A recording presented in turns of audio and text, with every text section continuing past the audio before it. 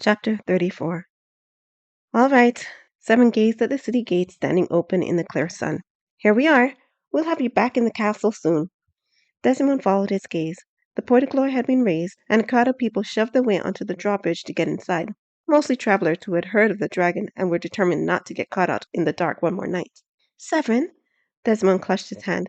Since I'm in these clothes, I would like it if no one knew who I was, if possible. As you wish, Your Highness. Sevrin turned to her. But what if someone asks? I don't want to lie. I'll take care of it. All right. Sevrin gripped her hand tighter. Stay close to me. We don't want you knocked around.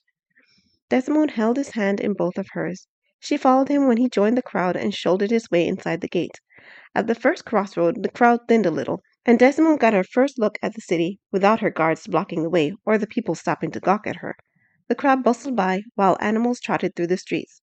Boots trampled the cobblestone, and the sound of companions talking to each other about their plans added to the general murmur in the air. Dogs barked, cats meowed, cart horses and mules brayed, cows lowed, and chickens clucked. In the distance someone called out something, though Desimone couldn't hear what was being said. It was a general impression of noise and hustling bodies. Her smile grew. Amazing! Desimone gazed around. I had no idea the city teemed with so much life and bustle. It's a bit more crowded than usual. Sevrin led her down the road. This way. Market Street runs right down the center of the city and will take us straight to the castle. On Market Road, both sides of the street had been lined with wooden booths covered in wares, statues, jewelry, produce, smoked meats, tools, anything Desimone could think of could be bought here. People strode down the center of the street, occasionally stopping to look at the products for sale. Most intriguing were the booth owners calling out to potential customers. Fresh fruit, picked off the tree this morning. Get your tools sharpened here. Can't do a job without sharpened tools. Hot cross buns, 1 a penny, 2 a penny, hot cross buns.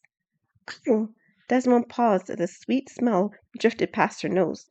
Following the scent, she saw a small child holding a basket full of round bread with X's branded on top. He sang his song while holding out a bun to passers-by. Sevrin! She shook his arm. What are those? Would you like one? Desimone's stomach growled in response. She nodded sheepishly. Yes, please. They smell heavenly. Sevrin dug into the satchel at his side. Whoops, wrong one. He went for another pouch on his other side. When Desimone peered in, she spotted green leaves stuffed in the satchel. What are those plants? Master Knighton asked me to gather some of these herbs for him. Sevrin pulled out 2 small coins from his pouch.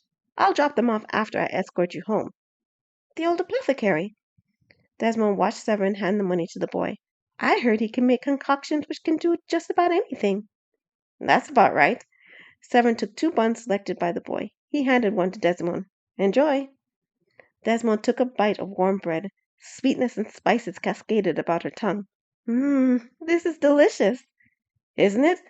Severin's cheeks puffed out as a smile took over his face. I love hot cross buns. He took a bite. Desimone followed suit. A roll of fabric launched itself off a booth and into Desimone's face. She jumped back, nearly dropping the rest of her bun.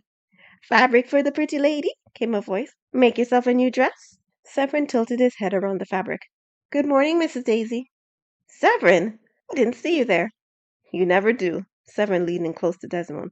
This is Mrs. Daisy, biggest mouth on this side of the mountains. Desimone gasped. I beg your pardon? Daisy smacked Severin's arm. Oh!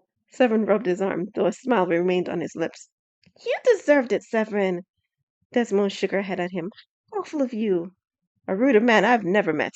A young merchant stepped forward. He was dressed in a red and brown tunic with a feather cap. Hello, William. Sevrin rolled his eyes. This is William, the merchant's son. I'm a merchant in my own right now. William looked down his nose at Sevrin. What are you doing here? Sevrin cocked his head. I didn't think you liked coming to the marketplace.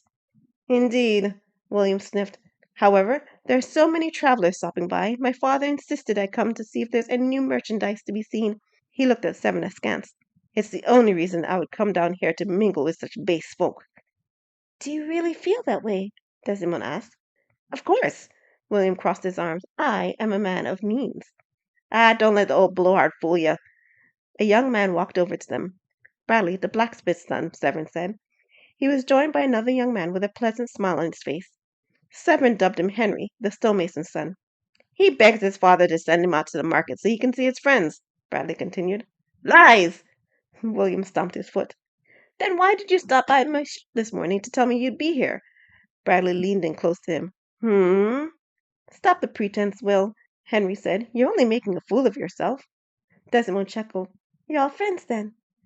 Sevrin shrugged. You can call it that. I'm not sure how I got caught up with these idiots. William rubbed his nose. I'll tell you how. Bradley threw his arm around Severin's neck. Sevrin here is too foolish to know he shouldn't be talking to us. He ups and started a conversation with anyone.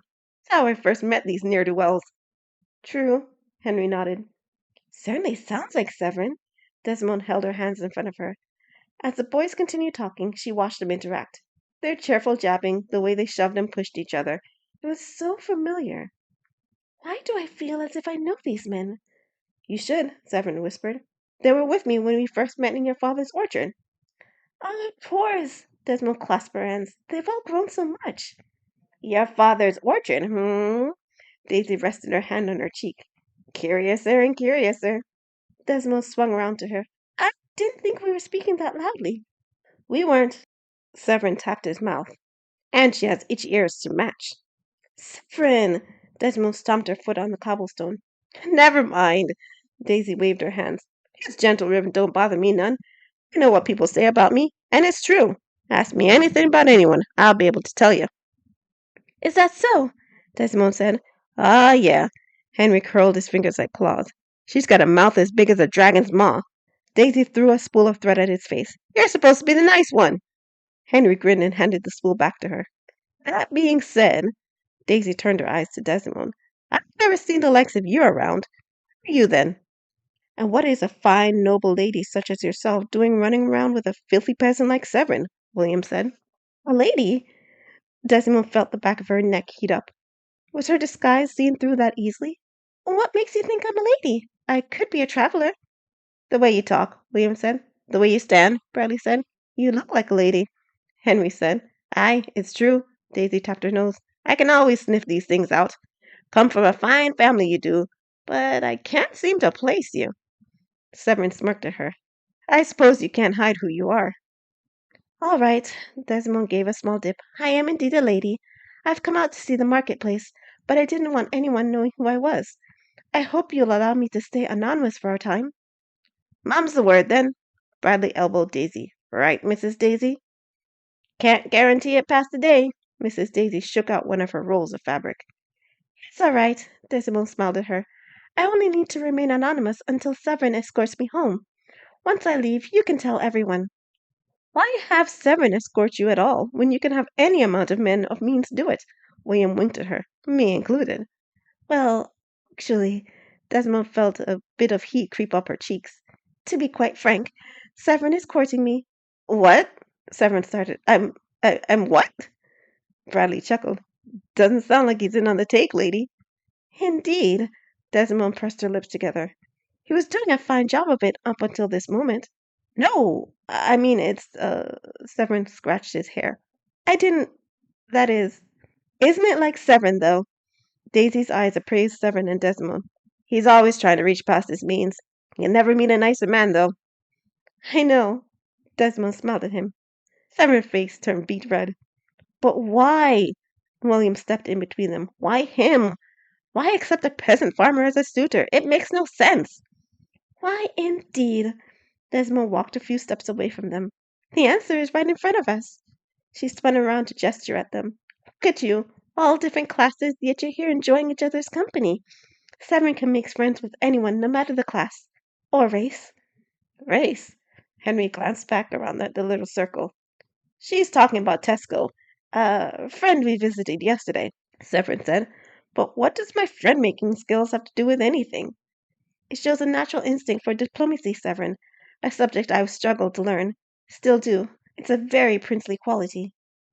Is it? Sevrin scratched his cheek. Besides that, you possess a noble heart, a courageous demeanor, and a character of integrity. Desmond looked him in the eyes. You have utterly occupied my mind all these years, and to be honest, you're not the only one who has been in love all this time. Sevrin gazed at her. But you're the... I know who I am, and I know who you are. No one else I know would have stood up to Nurse back then, and for someone who showed you no kindness whatsoever, Even now your compassion overwhelmed fear and compelled you to befriend a dragon. A dragon, Sevrin! I've never seen you look down or pander to anyone. You treat everyone the same. You're like no one I've ever met. None of my suitors could hold a candle to you. I'm sorry, Bradley injected. But did she say you'd befriended a dragon? I'll tell you about it later, Severn murmured, not taking his eyes off Desimone. It's a little important to leave until later, Bradley said, crossing his arms. Henry elbowed him and placed a finger on his lips. With a snort, Bradley quieted. Severn let his eyes drop to the floor. With a deep breath, he looked into Desimone's eyes. If I had the means, I would ask for your hand right now. If you asked, I would give it to you. Would you accept a farmer as your husband? I could. Desmond took his hands in hers. I would. I have nothing to offer you, no money, no land. You are enough, Severn. Desmond held his hands close to her. Would your father accept me? I keep harping on this, but you don't understand the significance of having a dragon as a friend. Do you know how powerful a kingdom could become when a dragon defends it? My father would be a fool to let such an opportunity slip through his fingers. Severn searched her face, swallowing hard. Then, Desmond, would you marry me? Yes, Severn, Desmond nodded. I will. Severn beamed. He drew her into a warm embrace.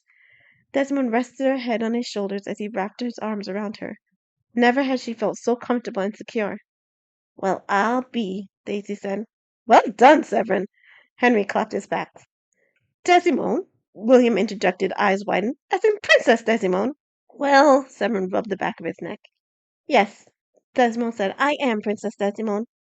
The young men and Daisy gaped at Severn and Desimone, but before anyone could say anything about it, a disturbance cut through the noise. Oi, stop that noise! Daisy peered through the crowd gathering at the main street. It's like a royal procession, but the royal is here. Oh no! Desmond gazed at Severn. You don't think... It's the knights, Severn said. So early, it's not anywhere near noon. Desmond peered through the crowd. Unless... They must have rushed the preparations, Severn said. Because I had them preparing before. Either way, we have to stop them. Severn gripped her hand. Stay close. Don't get separated. Desmond nodded, and Severn plunged through the crowd. Grasping his hands, Desmond closed her eyes as she was shoved and jolted all over. Severn pushed through, and they emerged on the edge of the street, watching a parade of knights on horseback trot by. A herald shouted, Way! Way! In front of them, as they did when escorting Desmond through the city. Why is it so crowded? Galloway's voice boomed above the heralds. He rode at the head of the procession, heading toward the city walls. Aside, presents, or feel my blade! Sir Galloway! Desmond shouted. Sir Galloway, stop! He didn't even look in her direction. He can't hear me. I'll stop him. Severn set her hand in William's and darted down the street. The knights he passed watched him, some shouting at him to get out of the way. But Severn rushed on, weaving in and out of the procession.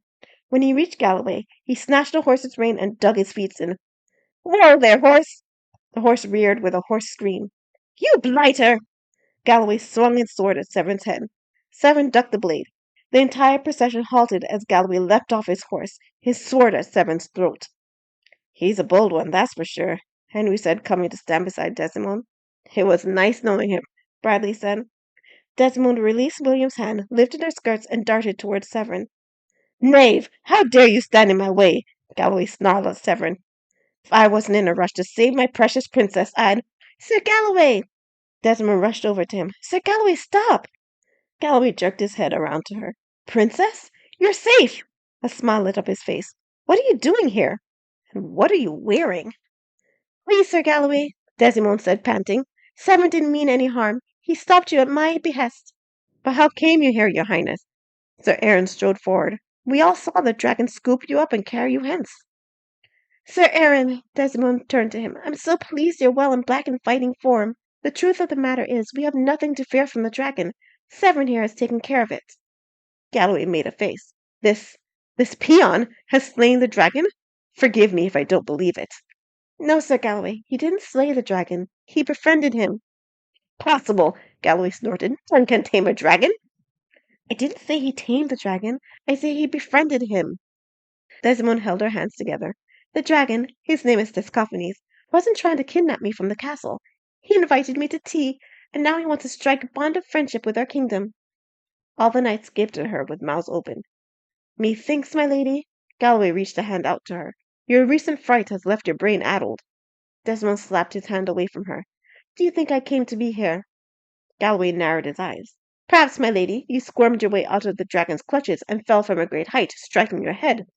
This peasant then comes along and tells you a wild story, and you, not able to remember anything, takes it as truth. I did no such thing, Sevrin snarled.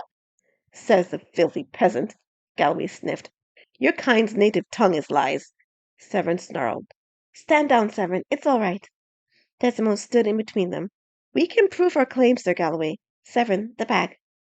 Severn shrugged the bag off his shoulders and opened the mouth of the sack. The dragon gold gleamed forth. All the knights and quite a few of the onlookers gasped in wonder. Is this bag full of gold? Sir Aaron said. Yes, Desimone smiled at him. The dragon gave it to me as a gift. He has more to give our kingdom as well, but we couldn't carry it. Sir Galloway snorted through his nose. More lies! Anyone can loot a dragon if they're sly enough. This proves nothing. Honestly, Sir Galloway, you spoke to me of my thoughtless words, yet you think I lie? I yet think you are addled and wonder why your knights won't take control of the situation and separate you from this deceitful knave. Severn snarled at him. Desimone spoke up before Severn could say anything. There is something else which can prove our story beyond a shadow of a doubt. Before we left, Tesco gave Severn a token of friendship. Show them, Severn. Yes, your highness. Severn shifted through the contents of one of his pouches. He withdrew the scale Tesco had given him. It gleamed in various rainbows, reflecting the morning sun. By gum! Corlin stepped forward. 'Tis a dragon scale, my lord. Indeed. Galloway clenched his teeth. Where did you come by such a thing, peasant? Tesco gave it to me. Severn gazed at it. Said it was a sign of undying friendship among dragons. Where did the scale come from? Sir Aaron said from atop his horse. What part of the dragon? His chest. Severn touched his own chest. Corlin swung around to face Galloway. Didn't your father say the scale from the heart of a live dragon is able to control him? Control him? Severn gazed at the scale. He never told me that. No, he didn't. Desimone let her eyes fall to the scale as well. I wonder why not? Instantly Galloway had his sword at Severn's neck. Hand it over, drudge. A prize like that is too precious for the likes of you. Never! Severn held the scale to his chest. Never to you or anyone else. Why, you... Galloway raised his sword. Sir Galloway! Desmond stepped in between them. Would you really raise your blade to take someone else's property by force? Galloway froze. I only wanted to give it to you, Princess. Such a thing should be kept safe in the castle. It's perfectly safe in Severn's care. Desmond turned her back on him. Suddenly I understand why Tesco never told us of the scale's properties. Setting her attention as Severn's friends, she smiled. Gentlemen, I thank you for a wonderful morning. It shall stand in my mind as one of my dearest memories. I trust this won't be the last time I shall see of you. Of course not, your highness. William bowed with a flourish. We are Severn's friends, after all. Now you want to be called his friend? Bradley muttered.